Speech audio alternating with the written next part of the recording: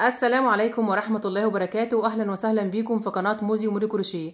إن شاء الله في حلقة النهاردة هنشتغل مع بعض شنطة كروس بطقم جلد. شكلها جميل جدا زي ما انتم شايفين، وطريقتها كمان سهلة جدا. إن شاء الله تنفذوها معايا بكل سهولة. طقم الجلد أنا جايباه من جروب يوكا كروشيكا لخامات الهاند ميد على الفيسبوك من عند ميرفت جمعة. بشكرها جدا وبقول لها الطقم على الطبيعة تحفة جدا، وتسلم ايدك على الخامات الجميلة. اتمنى ربنا يوفقني والفيديو النهارده يعجبكم تستفادوا منه. لو عجبكم الفيديو اعملوا له لايك وشير، واكتبوا لي في التعليقات رايكم ايه في الشنطه، وبتشاهدوني من اي بلد. ولو لسه اول مره بتشوفوني وحابين تتابعوني يسعدني اشتراككم في القناه، فاشتركوا وفعلوا الجرس على الكل عشان يوصلكم اشعار باي فيديو جديد انا بعمله. ويلا بينا على طول نروح على الشرح ونشوف هنشتغل ازاي.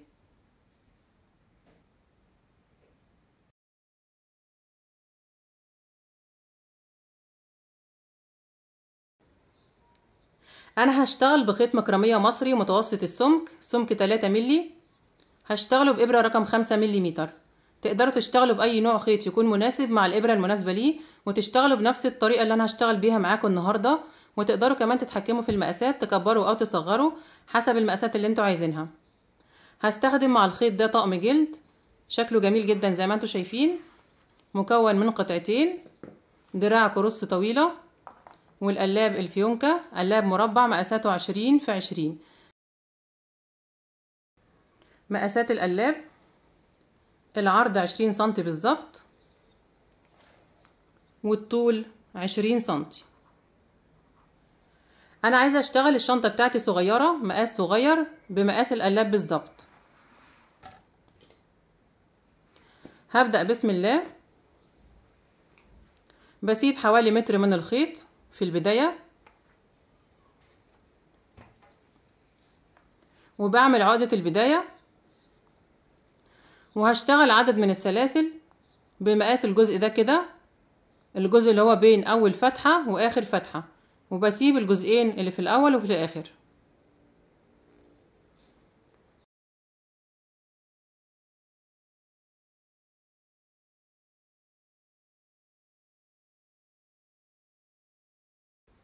كده انا اشتغلت 20 سلسله. بشوف المقاس، ال20 سلسله مقاسهم بالظبط المسافه اللي بين اخر فتحه واول فتحه. طبعا لو حابين تكبروا الشنطه وتخلوها واسعه تشتغلوا عدد سلاسل ازيد. انا هشتغل قاعده بيضاويه مكونه من سطرين. بخلي القلابه على جنب، وبعد ال20 سلسله برتفع كمان سلسله وبحسبها ارتفاع لغرز الحشو اللي انا هشتغلها، وبسيبها وبرجع على ال20 سلسله اللي قبلها وبشتغل غرز حشو. بشتغل تحت الحلقه الخلفيه للسلسله. معايا لفه على الابره، بفوت اخر سلسله اللي هي الارتفاع وبدخل هنا كده في السلسله اللي قبلها في منتصف حرف الفي تحت الحلقه الخلفيه، وبسحب الخيط. اصبح معايا حلقتين على الابره، بسحب الخيط من الحلقتين.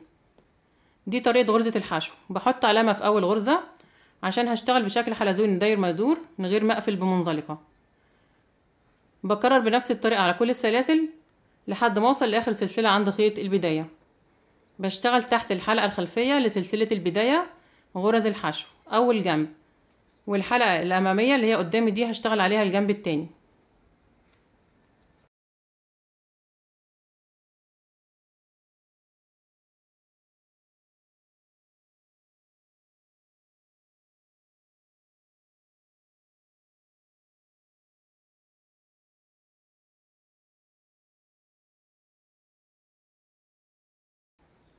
وصلت اخر سلسله عند خيط البدايه، هشتغل فيها 3 غرز حشو مع بعض. بدخل تحت الحلقه الخلفيه للسلسله وبعدي طرف الخيط بتاع البدايه كده وبشتغل عليه. بشتغل 1 2 3. كده انا اشتغلت في اخر سلسله 3 غرز حشو. بعد كده بلف الشغل وبرجع على الجنب التاني من سلسله البدايه اللي هي الحلقه الاماميه اللي انا سبتها، وبشتغل قصاد كل غرزه غرزه. بشتغل تحت طرف واحد بس من الخيط.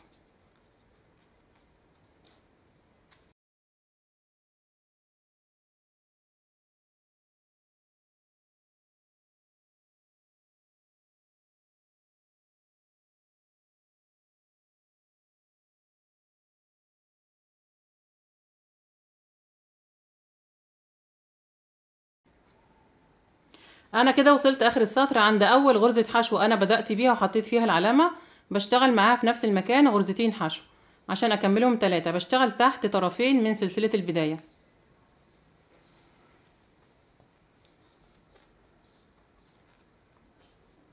كده انا خلصت السطر الاول. اشتغلت في الجنب الاول 18 غرزة حشو، وفي الغرزة دي اشتغلت 3 حشو، وفي الجنب التاني 18 غرزة حشو، وفي الغرزة الاولى اللي انا بدأت منها اشتغلت 3 حشو. اول غرزة اللي انا بدأت بيها وحطيت فيها العلامة، وبعد كده لفيت ورجعت اشتغلت معاها كمان غرزتين، اصبح العدد 3. عدد الغرز اللي انا اشتغلتها في السطر الاول 42 غرزة حشو. هبدأ السطر التاني وهشتغل فيه تزايد. بشيل العلامة من الغرزة الاولى وبدخل في اول غرزة وبشتغل غرزتين حشو تحت الحلقتين. الشغل هيكون تحت الحلقتين. دي اول غرزة بحط فيها العلامة، وفي نفس المكان بشتغل الغرزة التانية. بعد كده هشتغل على كل غرزة غرزة لحد ما اوصل عند ال3 غرز اللي في الزاوية دي.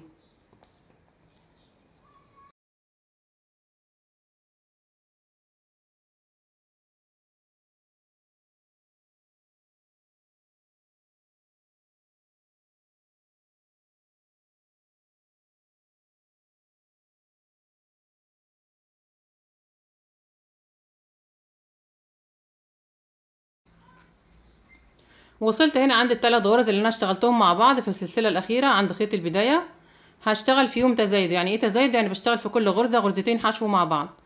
يعني هشتغل على ال3 غرز 6 غرز حشو. كل غرزة بشتغل فيها غرزتين.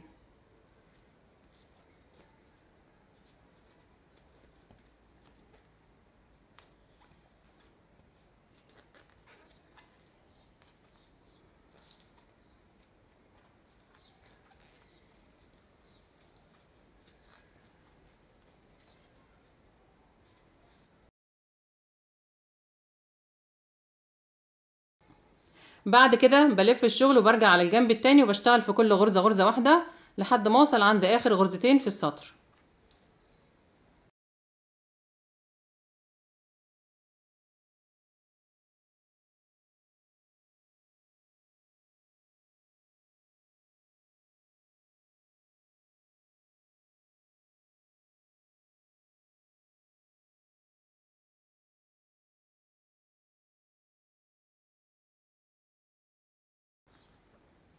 وصلت عند اخر غرزتين هشتغل فيهم تزايد. يعني بشتغل في كل غرزة غرزتين حشو مع بعض.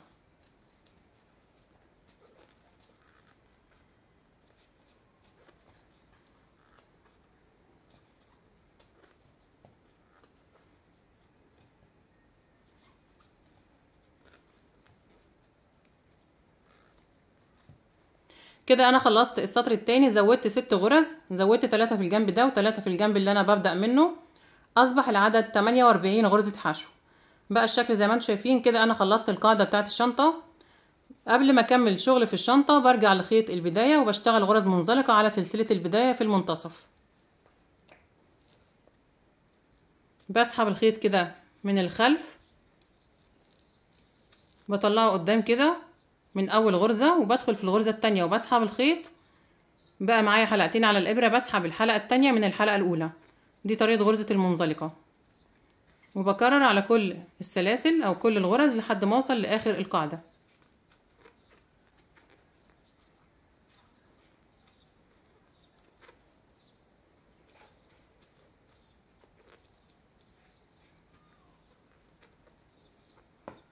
هيبقى الشكل كده. هكمل لحد ما اوصل لاخر غرزة هنا. وصلت اخر غرزة منزلقة هنا واشتغلتها. بسحب طرف الخيط من الغرزة الاخيرة، بطلعه فوق كده، وبعد كده برجع اسحبه تاني من اخر غرزة وبعديه ناحية الخلف.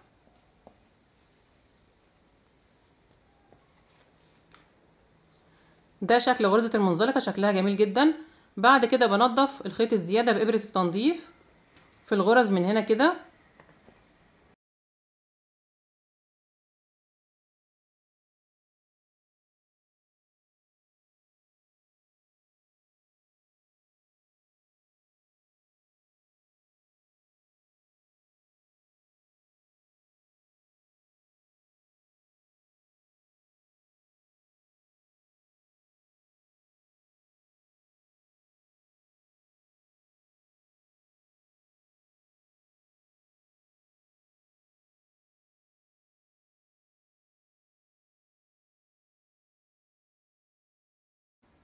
كده انا خلصت القاعدة بتاعت الشنطة. هقول لكم مقاسها كام سنتي. مقاس الطول 21 سنتي بالظبط،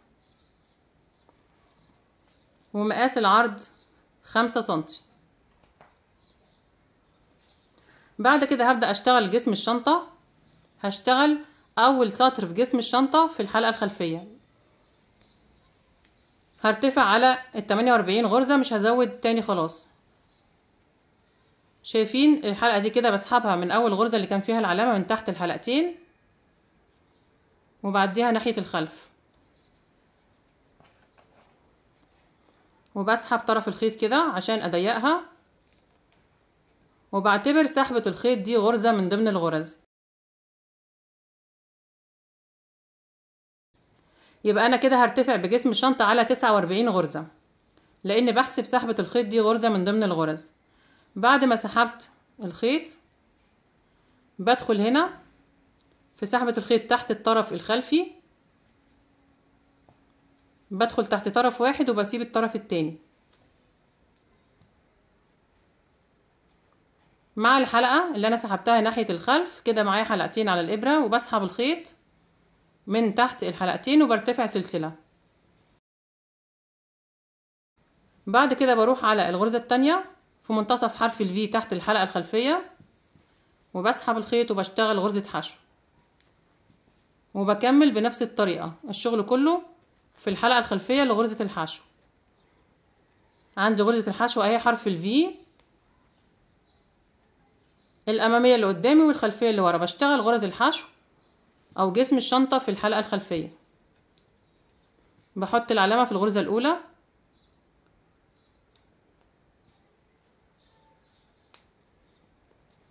وبكمل بنفس الطريقة. بشتغل في كل غرزة غرزة لحد ما اوصل عند العلامة. وصلت اخر السطر عند اول سلسلة انا بدأت بيها، بشتغل معاها في نفس المكان اخر غرزة حشو. كده انا اشتغلت اول سطر من جسم الشنطة في الحلقة الخلفية لغرزة الحشو. بقى الشكل زي ما انتم شايفين، ده شكل القاعدة. هكرر بقى بنفس الطريقة وبشتغل حلزون داير ما يدور من غير ما اقفل بمنزلقة. بشيل العلامة من الغرزة الاولى وببدأ السطر التاني، وبشتغل تحت الحلقتين. بدخل في اول غرزة حشو بعد السلسلة، وبشتغل اول غرزة في السطر التاني وبحط فيها العلامة، وبكرر على كل الغرز. كل غرزة بشتغل فيها غرزة حشو واحدة تحت الحلقتين، يعني تحت حرف الفي في الغرزة كلها. الشغل كله بعد كده هيكون تحت الحلقتين. اول سطر بس من جسم الشنطة اشتغلناه في الحلقة الخلفية لغرزة الحشو، هيبقى الشكل كده. هكمل بنفس الطريقة، كل غرزة بشتغل فيها غرزة واحدة على 49 غرزة لحد ما اوصل عند العلامة. بشيلها وببدأ السطر الثالث وهكذا، وبرتفع بالشغل بتاعي بعدد من السطور لحد ما اوصل للمقاس المناسب لارتفاع الشنطة. وارجع اقول لكم انا اشتغلت كام سطر ونشوف المقاسات كام سنتي. بس قبل ما ارتفع بالشغل بتاعي حابة ان انا ادعم القاعدة بقطعة من البوري بالشكل ده كده. بقصها بمقاس القاعدة وبلزقها بمسدس الشمع.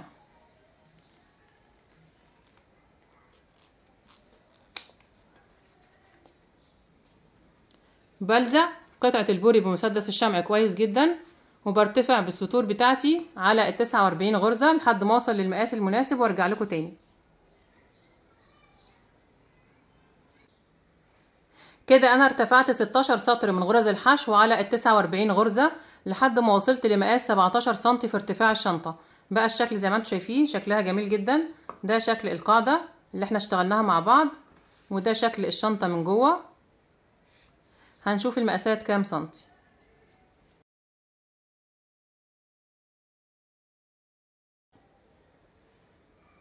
17 سنتي بالظبط. طبعا تقدروا تقللوا او تزودوا زي ما انتوا عايزين. لازم نوقف شغل في الشنطة عند الجنب اللي فيه العلامة عشان عدد السطور في الجنب الامامي يبقى متساوي مع عدد السطور في الجنب الخلفي. بعد كده هشتغل سطر من غرز المنزلقة على الفتحة بتاعة الشنطة كلها. بشتغل في كل غرزة غرزة.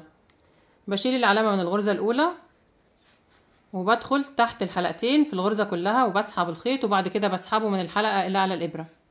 دي طريقة غرزة المنزلقة زي ما شفناها في القاعدة، وبكرر على كل الغرز كل غرزة بشتغل فيها غرزة منزلقة.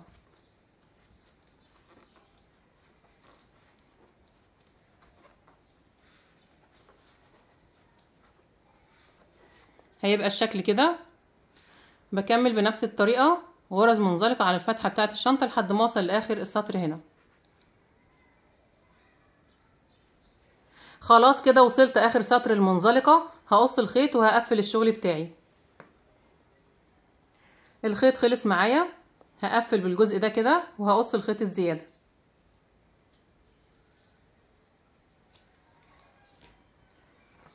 بسحب الخيط من اخر غرزة منزلقة انا اشتغلتها من منتصف حرف الفي من هنا كده، وبلضمه في ابرة التنظيف.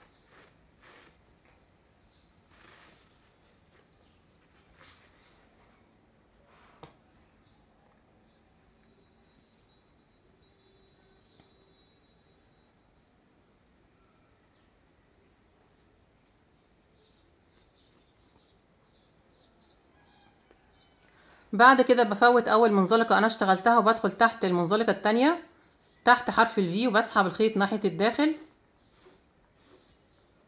وبرجع تاني لاخر منزلقة اللي انا سحبت الخيط منها، وبدخل بالابرة بتاعتي في منتصف حرف الفي مع غرزة الحشو الاخيرة، وبعدي بالخيط ناحية الداخل.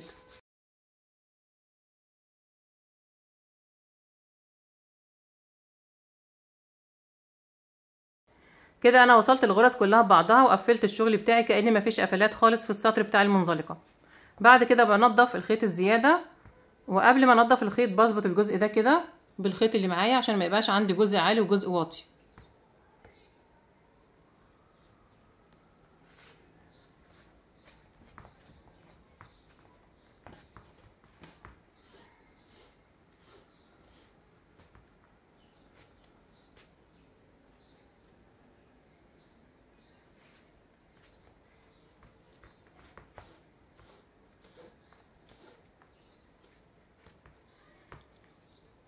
خلاص كده ظبطت الجزء ده. بنضف الخيط الزيادة تحت غرز الحشو من جوه.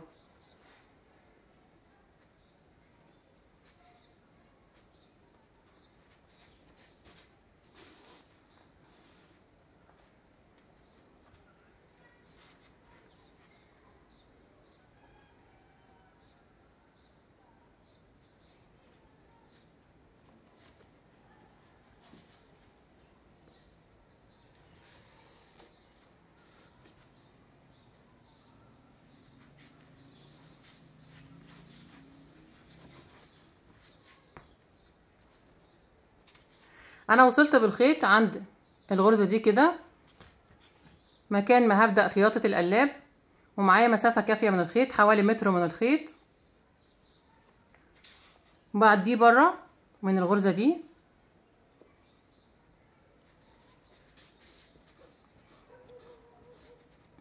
وبجيب القلاب بتاع الشنطة وهبدأ اعمل معاينة عشان اعرف هخيط في انهي سطر.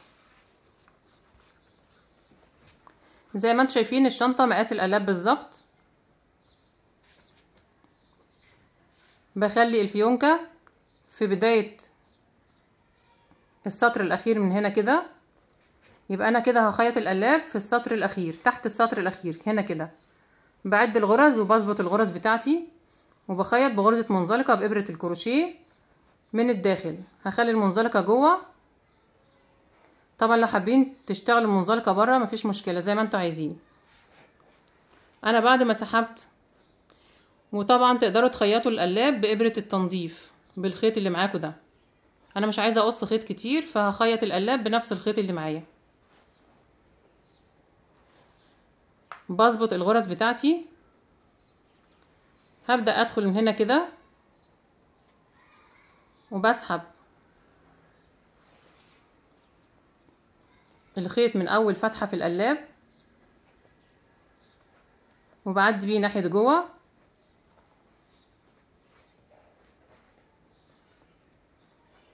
بفوت غرزة تحت، بفوت غرزة تحت في غرز الحشو، وبدخل في الغرزة اللي بعدها قصاد الفتحة التانية في القلاب، وبعدي بالإبرة كده وبسحب طرف الخيط بسيب ابرة التنظيف زي ما هي كده عشان هنضف بيها الجزء الزيادة، وبسحب الخيط بعديه ناحية جوه وبعمل منزلقة.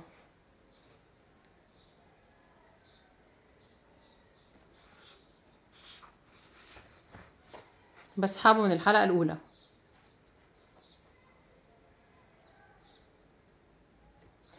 بعد كده بسيب غرزة وبدخل في الغرزة التانية مع الفتحة المقابلة ليها في القلاب، وبسحب طرف الخيط من بره لجوه،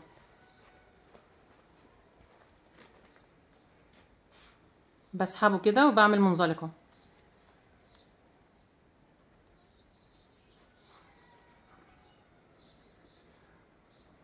بفوت غرزة جوه وبدخل في اللي بعدها، بطلع من اللي بعدها مع الفتحة المقابلة ليها في القلاب وبسحب الخيط،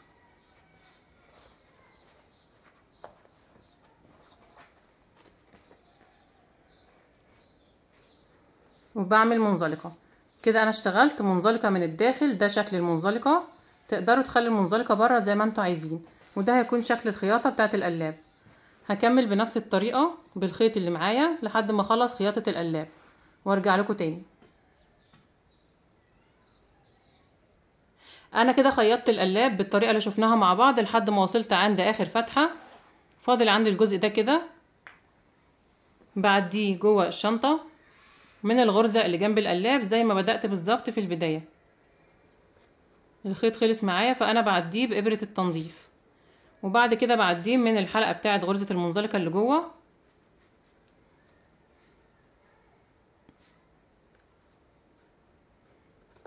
وبسحبه كويس وبنضف الجزء الزيادة ده بإبرة التنظيف تحت غرز المنزلقة.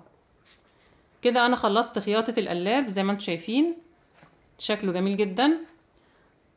بعد كده هخيط الجزء ده بتاع القفل هنا بنفس الخيط اللي انا اشتغلت بيه وبإبرة التنظيف.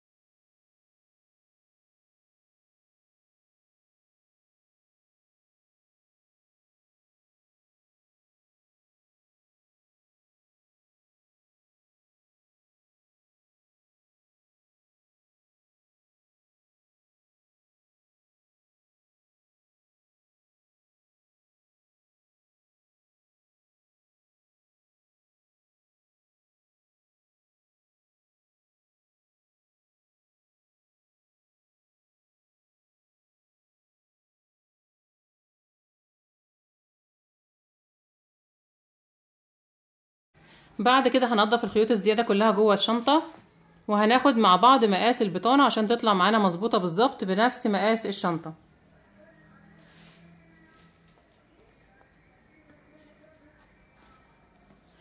باخد المقاس كده لحد منتصف القاعدة 20 سنتي، ده مقاس طول البطانة.